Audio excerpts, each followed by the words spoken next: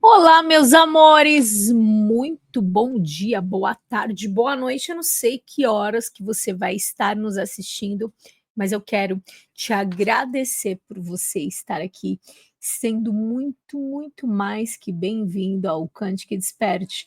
O seu despertar começa aqui e hoje estamos no estudo bíblico de Marcos 7 e 8. Um pouquinho rouca. Gente, vai deixando seu like, compartilhando com o maior número de pessoas que você puder. Gratidão por você estar aqui comigo nesses estudos que começou em Mateus e a gente já está na metade de Marcos. Lembrando que a gente faz um estudo bíblico dos evangelhos de Jesus Cristo de uma forma não religiosa, para quê?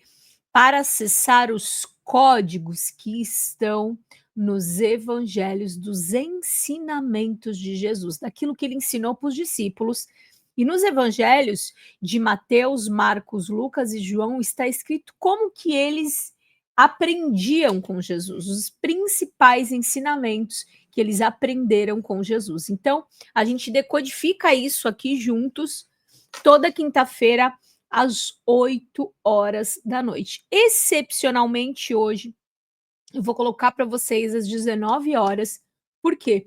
Porque eu vou estar com vocês ao vivo logo mais, numa transmissão simultânea, falando sobre um tema que eu fui convidada pela Leandra e pela Tati Pinheiro, que são organizadoras aí do terceiro Congresso Multidimensional, para falar um pouquinho sobre 3 dias de escuridão, sobre o apagão que aconteceu na Europa. Então, fiquem atentos que 7 horas aqui vai ter o nosso estudo dos evangelhos e às 20 horas nós estaremos juntos para falar sobre esses acontecimentos, os últimos acontecimentos que estão acontecendo no planeta.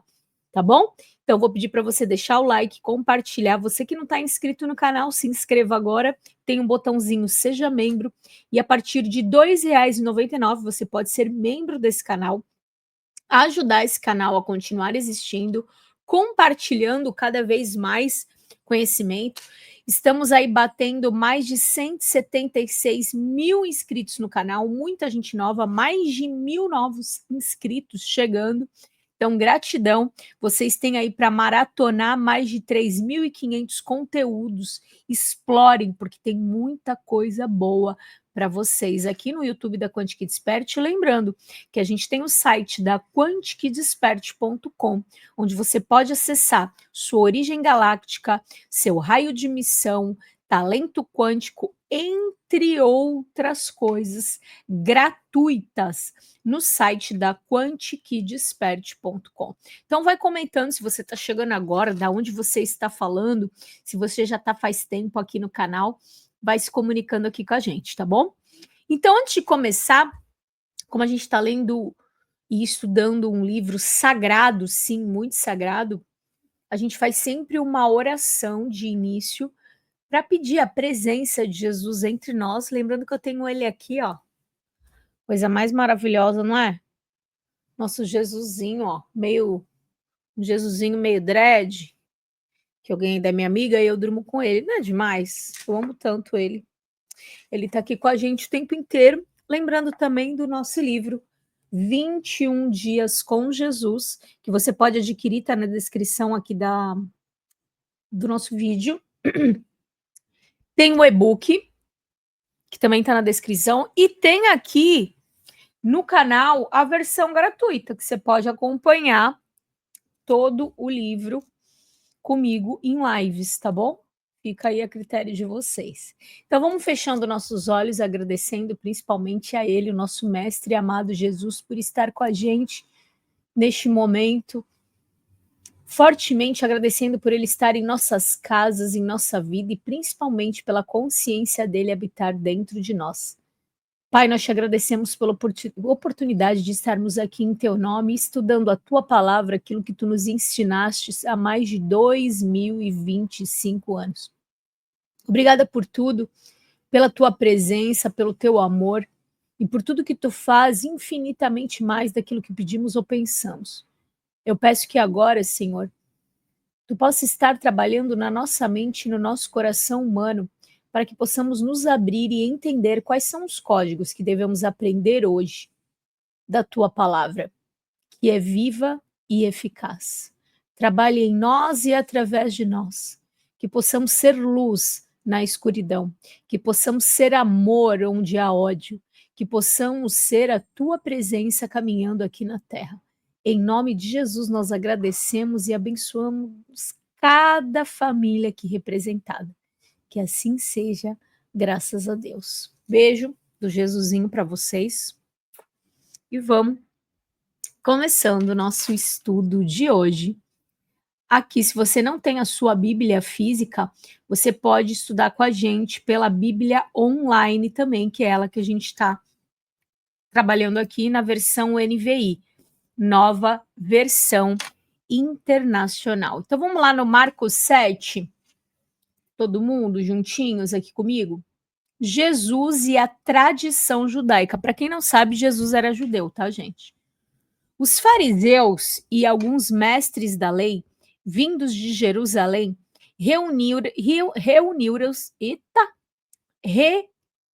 reuniram-se com Jesus e viram alguns dos seus discípulos comerem pão com as mãos impuras, isto é, sem lavar. Isso porque os fariseus e todos os judeus não comem sem lavar cerimonialmente as mãos. Não é um lavar a mão normal. É todo um ritual de lavar as mãos. Apegando-se, assim, à tradição dos anciãos. Quando chegam da rua, não comem sem antes se lavar. E apegam-se a muitas tradições, tais como lavar de copos, jarros e vasilhas de cobre. Alguns manuscritos acrescentam jarros, vasilhas de cobre e de vãs. Então, os fariseus e os mestres da lei perguntaram a Jesus: por que os seus discípulos não comem? Por que. Peraí, gente, que tá meio confuso aqui. Por que os seus discípulos não vivem de acordo com a tradição dos anciãos, mas comem o alimento com as mãos impuras? Ele respondeu: bem profetizou Isaías acerca de vocês, hipócritas, como está escrito. Esse povo me honra com os lábios, mas o seu coração está longe de mim.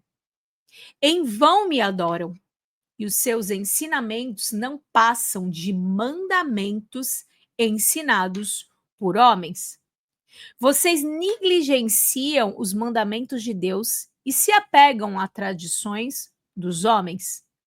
Ele continuou: vocês sabem muito bem rejeitar o mandamento de Deus para praticar a tradição de vocês. Pois Moisés disse: honra o teu pai e a tua mãe.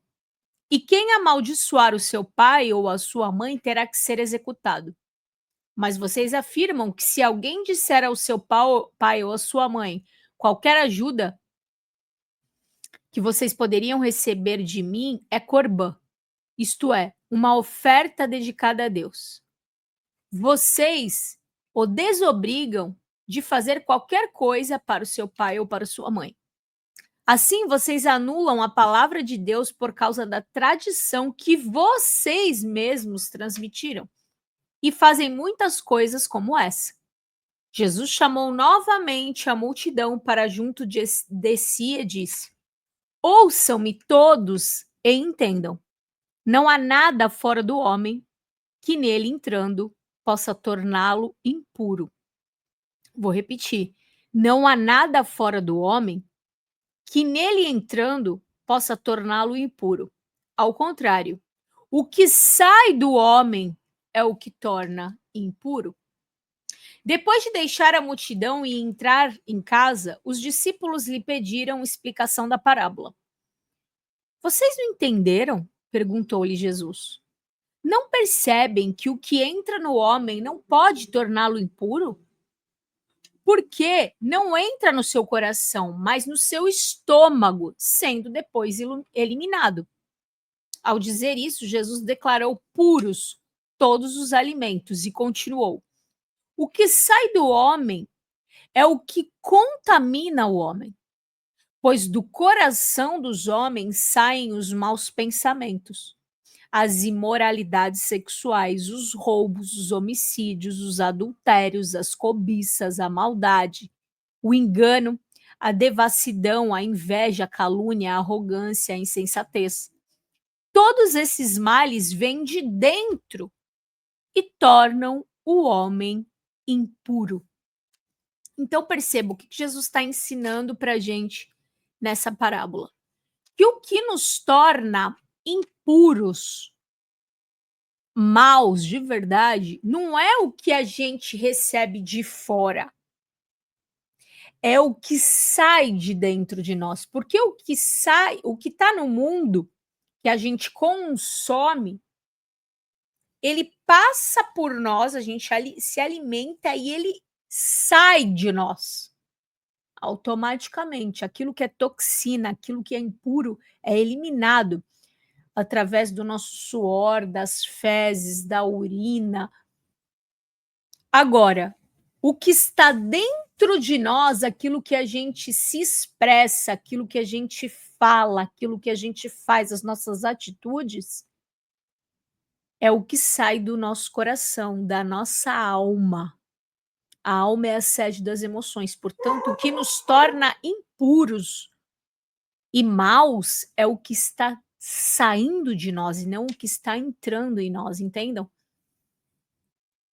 Então, não tem como a gente falar que a gente está sendo ruim em alguma área da nossa vida, que a gente não está sendo produtivo em alguma área da nossa vida, que a gente não está sendo feliz, ou que a gente não está frutificando em alguma área da nossa vida por conta de algo que está fora, por conta de um pai, de uma mãe, de um político, de um sistema.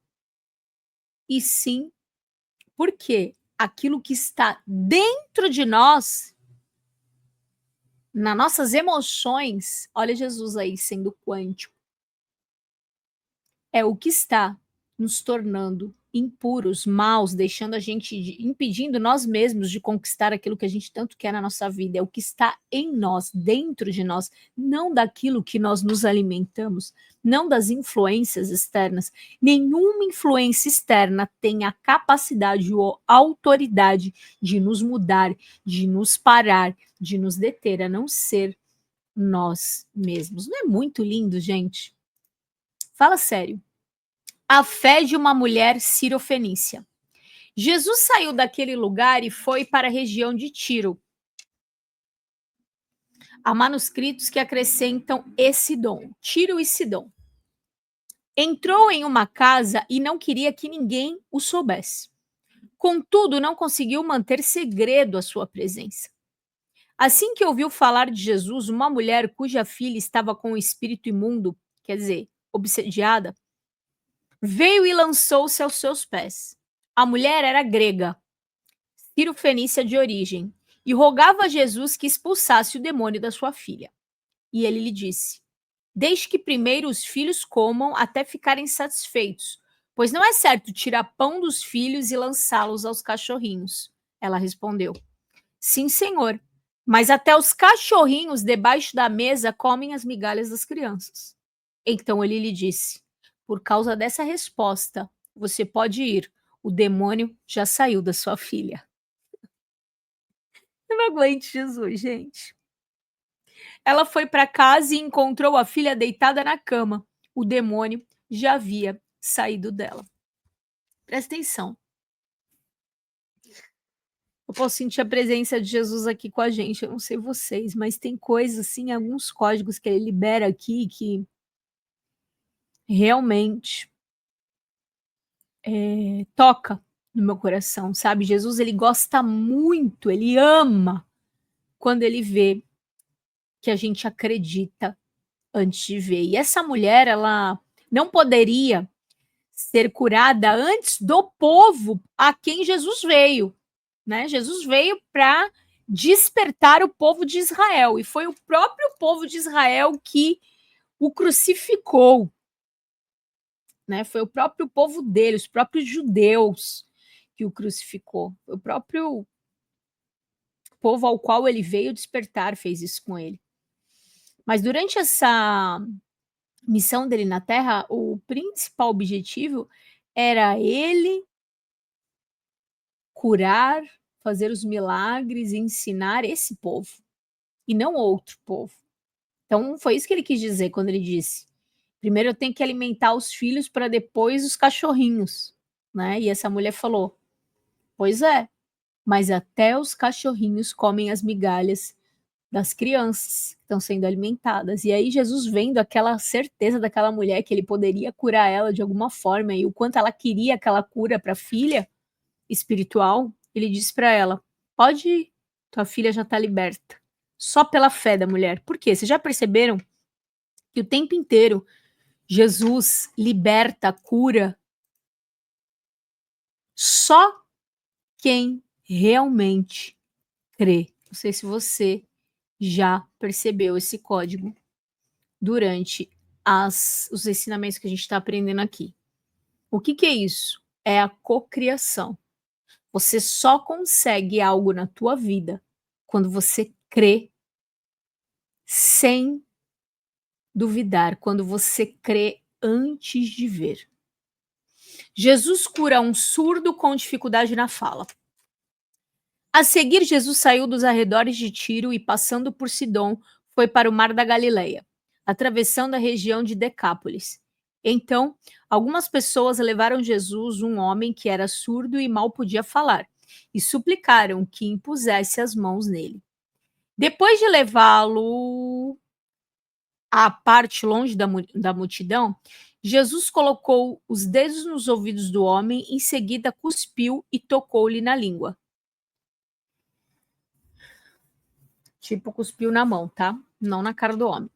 Então voltou os olhos para os céus e, com um profundo suspiro, disse-lhe: Efatá, que significa abra-se. Com isso, os ouvidos do homem se abriram, a sua língua ficou livre e ele começou a falar corretamente. Jesus ordenou-lhe que não contasse isso a ninguém. Contudo, quanto mais os proibia, mais eles falavam. O povo ficava simplesmente maravilhado e dizia: Ele tem feito tudo muito bem. Faz até o surdo ouvir e o mudo falar. Pega isso aqui, ó. Olha esse código aqui, ó. Então, Jesus voltou os olhos para o céu e, com um profundo suspiro, disse-lhe: Primeira coisa, ele voltou os olhos para o céu. De novo, eu vou repetir: conexão. Vamos aprender isso com Jesus? Antes de qualquer coisa que a gente deseja fazer, nós vamos olhar, que a gente desejar fazer, nós vamos olhar e vamos nos conectar. Vamos agradecer por aquilo, como se já fosse real. E dar uma palavra de comando. No caso, a palavra de comando dele foi: abra-se, para que se abrisse os ouvidos e a boca daquele homem para ele se comunicar. Olha esse código. Marcos 8. A segunda multiplicação de pães. Naqueles dias, outra vez reuniu-se uma grande multidão. Visto que não tinham nada para comer, Jesus chamou seus discípulos e lhe disse: Tenho compaixão dessa multidão, já faz 3 dias que eles estão comigo e nada têm para comer. Se eu mandar para casa com fome, vão desfalecer pelo caminho, porque alguns deles vieram de longe. Os seus discípulos responderam: Onde, neste lugar deserto, poderia alguém conseguir pão suficiente para alimentá-los? Quantos pães vocês têm? Perguntou Jesus. 7, responderam. Ele ordenou à multidão que sentasse no chão, depois de pegar os 7 pães e dar graças de novo. Pegou, conectou e agradeceu. Partiu e os entregou aos discípulos para que os servissem à multidão, e eles fizeram. Tinham também alguns peixes pequenos. Jesus deu graças, de novo, por eles e também disse aos discípulos que os distribuíssem. Todos comeram até ficarem satisfeitos e ajuntaram 7 cestos cheios de pedaços que sobraram. Cerca de 4.000 homens estavam presentes. Tendo-os despedido, entrou no barco com os seus discípulos, foi para a região de Dalmanuta. Aqui, ó, deixa eu já falar uma coisa, rapidinho. O que significa o número 7 na Bíblia? Vamos descobrir esse código? 7 pães, 7 peixes. Na Bíblia, o número 7 é altamente simbólico e aparece com frequência sendo associado à ideia da perfeição, plenitude e completude divina. Ele representa o ciclo completo de algo que foi concluído segundo os padrões de Deus. Então, não é à toa. Deus criou o mundo em 6 dias e descansou no 7º, completando a obra em Gênesis 2, 2, 3. Isso estabelece o número 7 como um ciclo completo. Santidade e consagração. O 7º dia é sábado, dia santo. A purificação de pessoas locais muitas vezes envolvia 7 dias, na época lá do Êxodo. Alianças e juramentos. A palavra hebraica para 7 é shevá. Está ligada à palavra juramento, shabá, sugerindo que o número está relacionado à aliança e compromisso espiritual. Perdão e misericórdia. Jesus disse a Pedro que devemos perdoar 70 vezes 7, em Mateus 18, 22, indicando perdão ilimitado. Manifestação do Espírito de Deus. Em Apocalipse 1, 4 e 4 e 5, fala-se de 7 Espíritos de Deus, simbolizando plenitude do Espírito Santo. E juízo e revelação. No livro de Apocalipse, o número 7 aparece muitas vezes. 7 igrejas, 7 selos, 7 trombetas, 7 taças, todos indicando uma revelação completa dos juízos e planos de Deus. Então, o número 7 na Bíblia representa a totalidade da obra de Deus. O número sagrado que transmite a ideia de completude, descanso, aliança e perfeição espiritual. Olha que lindo. Por isso que tu tem que ler a Bíblia e meditar e visualizar e conectar com aquilo que está sendo transmitido por Jesus, aquilo que ele está ensinando ali com essas palavras e com todos esses ensinamentos que ele dá. Os fariseus pedem um sinal. Os fariseus que vieram e começaram a interrogar Jesus para pô-lo à prova, pediram-lhe um sinal do céu. Ele suspirou profundamente em seu espírito e disse: Por que esta geração pede um sinal milagroso? Em verdade lhes digo que nenhum sinal será dado a esta geração. Então afastou-se deles, voltou para o barco e foi para o outro lado. Mais sinal do que ele estava dando é brincadeira, né? O fermento dos fariseus e de Herodes.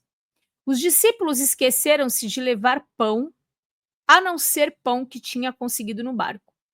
Prestem atenção, advertiu Jesus. Tenham cuidado com o fermento dos fariseus e com o fermento de Herodes. E eles discutiam entre si, dizendo: É porque não temos pão? Ao perceber a discussão, Jesus lhe perguntou: Por que vocês estão discutindo sobre não terem pão? Ainda não compreendem nem entendem? O coração de vocês está endurecido? Vocês têm olhos, mas não veem. Têm ouvidos, mas não ouvem. Não se lembram de que quando eu parti os 5 pães para os 5.000, quantos cestos cheios de pedaços vocês recolheram? 12, responderam eles. Nem de quando eu parti os 7 pães para os 4.000, quantos cestos cheios de pedaços vocês recolheram? 7, responderam. E ele lhe disse: Vocês ainda não entendem. Pois é. quantos de nós ainda não entendemos nada do que Jesus ensinou? Não é o pão, não é o fermento, é o conhecimento praticado daquilo que você estuda e aprende com ele. É praticar. Jesus cura um cego em Betsaida. Então foram para Betsaida e algumas pessoas trouxeram um cego a Jesus, suplicando-lhe que tocasse nele. Ele tomou o cego pela mão e o cego pela mão e o levou para fora do povoado. Depois de cuspir nos olhos, presta atenção, toda vez que Jesus está cuspindo, é o próprio ectoplasma dele que está sendo usado. Imagina o poder que aquilo não tinha. Ele tomou o cego pela cégulo. Gente do céu, hoje eu tô demais. Tomou o cego pela mão e o levou para fora do povoado.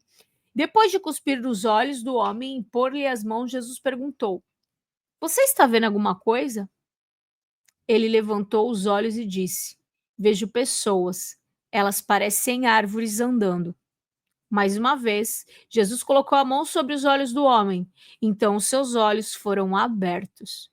A sua visão foi restaurada e ele via tudo claramente. Jesus mandou-o para casa dizendo: Não entre no povoado, ou não conte nada a ninguém no povoado. E o povo, obviamente, contou. Então, presta atenção, ele precisou da autorização dessa pessoa, né? Ele pôs a mão, cuspiu, colocou a mão, a pessoa não estava vendo completamente o que ele deveria ver. E aí ele perguntou o que a pessoa estava vendo, a pessoa falou, e aí ele de novo foi e botou a mão para que aquilo fosse autorizado e concluído. A confissão de Pedro. Jesus e seus discípulos dirigiam-se para os povoados nas proximidades de Cesareia e de Filipe. No caminho, ele lhes perguntou: Quem o povo diz que eu sou? Eles responderam: Alguns dizem que és o João Batista, outros Elias e ainda outros um dos profetas. E vocês? Quem dizem que eu sou? Perguntou. Pedro respondeu: Tu és o Cristo, ou Messias, que significa ungido. Também em todo o livro de Marcos. Jesus os advertiu de que não contassem a ninguém a respeito dele. Ou seja, Pedro já sabia ali quem era Jesus. Jesus prediz a sua morte e a sua ressurreição. Então ele começou a ensiná-los. O filho do homem, que é ele mesmo, tem que sofrer muitas coisas e ser rejeitado pelos anciãos, pelos chefes dos sacerdotes e pelos mestres da lei, ser morto e ressuscitar 3 dias depois. Ele falou claramente a esse respeito. Então Pedro, chamando-o à parte, começou a repreendê-lo. Jesus, porém, voltou-se os olhos para seus discípulos e repreendeu Pedro, dizendo: Para trás de mim, Satanás, pois você não pensa nas coisas de Deus, mas nas dos homens. Então ele chamou a multidão e os discípulos e disse: Se alguém quiser vir após mim, negue-se a si mesmo, tome a sua cruz e siga-me. Pois quem quiser salvar a sua vida, a perderá. Mas quem perder a própria vida por minha causa e pelo evangelho, a salvará. Pois de que adianta o homem ganhar o mundo inteiro e perder a sua vida? O que pode dar o homem em troca da sua vida? Se alguém se envergonhar de mim e das minhas palavras nesta geração adúltera e pecadora, o Filho do Homem se envergonhará dele quando vier na glória do seu Pai com os santos anjos. O que ele está querendo dizer aqui? Vamos lá. Aqui, ó. Primeiro ele disse que ele preveu a morte dele, o que ia acontecer. Depois ele repreendeu Pedro. Por quê? Porque Pedro estava sendo usado, porque muitas pessoas não aceitam isso, mas o principal objetivo foi Jesus se sacrificar. Por quê? Porque antes de Jesus, para a gente poder se conectar com a divindade, com Deus, com a fonte, precisava haver sacrifício, sangue de animais. Por quê? Porque o sangue simboliza a aliança.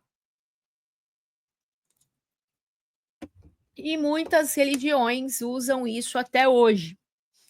E sempre que precisa haver um sacrifício de um animal, esse animal tem que ser puro, tipo um animal sem nenhuma mancha, sem nenhuma doença, sem nada. Então imagina, Jesus veio, né, Deus, colocou um pedaço dele, vamos dizer assim, em um homem, encarnou no corpo humano para que pudesse se sacrificar, para que pudéssemos retomar o contato com a fonte de tudo que é, sem precisar de nenhum intermediário, para nós termos de volta a nossa conexão com Deus que havíamos perdido. Porque a nossa natureza aqui na Terra, ela foi cortada, perdida. Por quê? Por conta de N coisas que aconteceram lá no início da história da humanidade.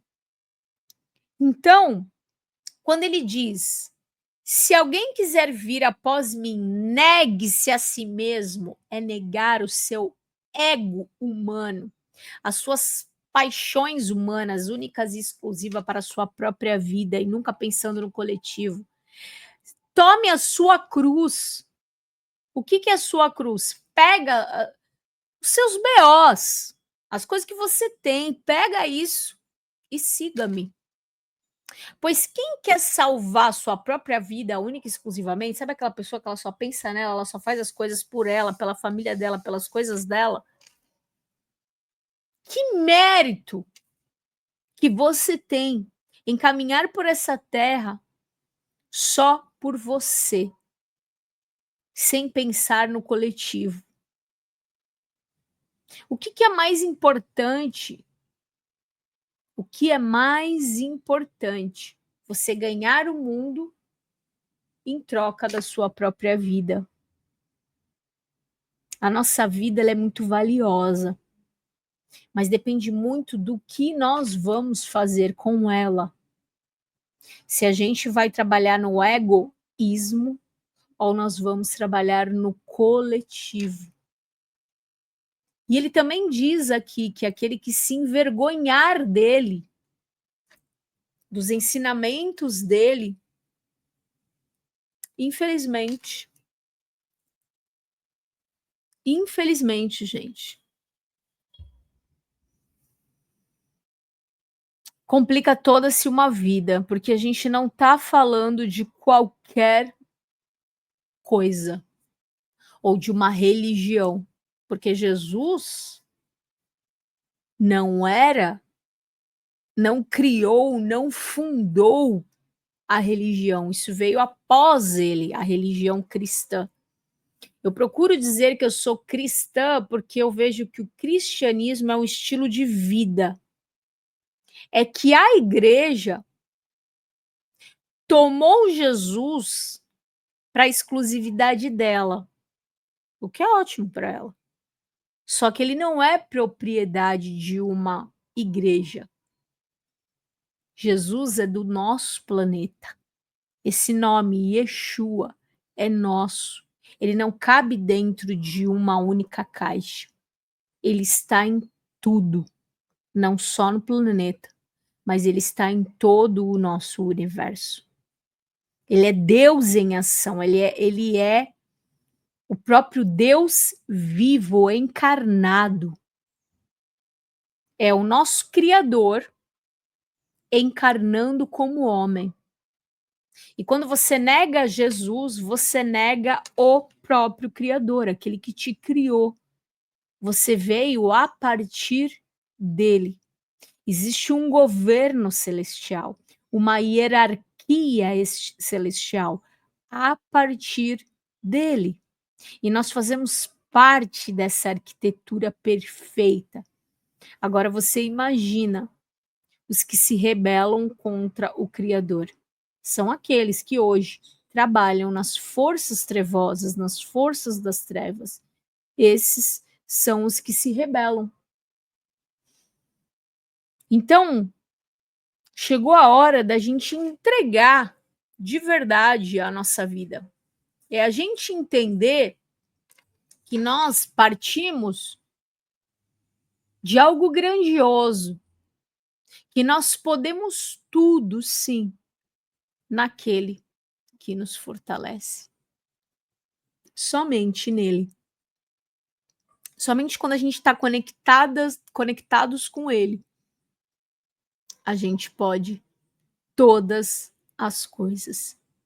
E todas as coisas cooperam para o nosso bem.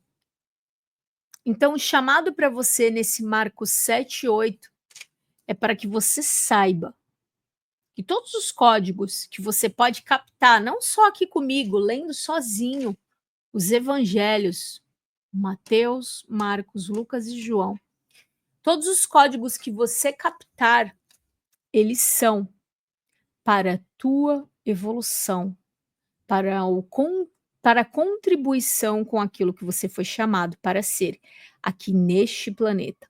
Então reflita, medite, sempre peça a presença dele na tua casa, na tua vida, nos teus planos, nos teus negócios, no teu casamento, no teu relacionamento, com teu marido, com os teus filhos, com os teus pais, com os teus amigos. Chama Jesus sempre para o centro da tua vida e você vai perceber que as coisas vão fluir de uma forma que jamais fluíram na sua vida. Porque ele pode fazer infinitamente mais daquilo que pedimos ou pensamos.